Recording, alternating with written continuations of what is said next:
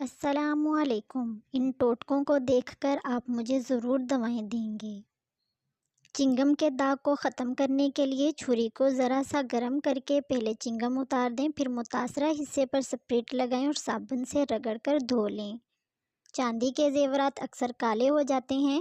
انہیں کالے ہونے سے محفوظ رکھنے کے لیے جویلری باکس میں 4 سے 5 عدد چاک ڈال دیں، جویلری کالی نہیں ہوگی۔ جہاں چوہے ہوں وہاں پیپرمنٹ باریک کر کے چھڑک دیجیے، چوہے بھاگ جائیں گے۔ اگر دیگچی اندر سے کالی ہو گئی ہو تو اس میں پانی بھر کر 3 چمچ ٹاٹری اس میں ملا کر آدھے گھنٹے تک پانی کو ابلنے دیں، دیگچی صاف ہو جائے گی۔ کتابوں کو کیڑوں سے محفوظ رکھنے کے لیے تھوڑی سی پھٹکڑی اور تھوڑی سی سفید مرچ لے کر ان کا سونف بنا لیں اور کتابوں پر چھڑک دیں۔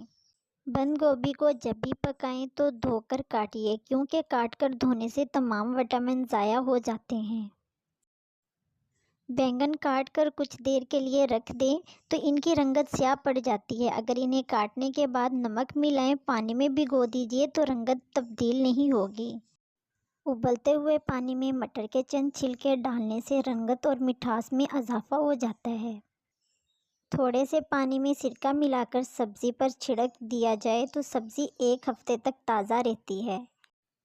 ہاتھوں سے لہسن، دھنیا، پیاز اور مرچوں کی بو کو دور کرنے کے لیے ٹوتھ پیسٹ ہاتھ پر مل کر دھو لیں۔ اگر ہچکی آ رہی ہو تو لونگ کھا لیں یا پھر 1 گلاس پانی پی لیں۔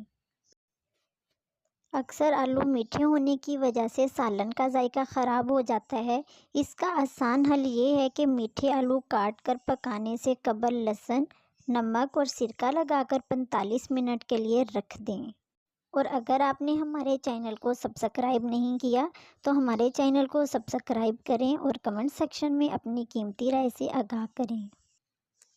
اگر لیموں لمبے عرصے تک محفوظ رکھنے ہوں تو ہر لیموں پر موم کا 1 قطرہ ٹپکا کر فریزر کر دیں۔ ساگ پکانے سے قبل اگر اسے کھولتے پانی میں ابال لیا جائے تو لذت بڑھ جاتی ہے۔ Thanks for watching.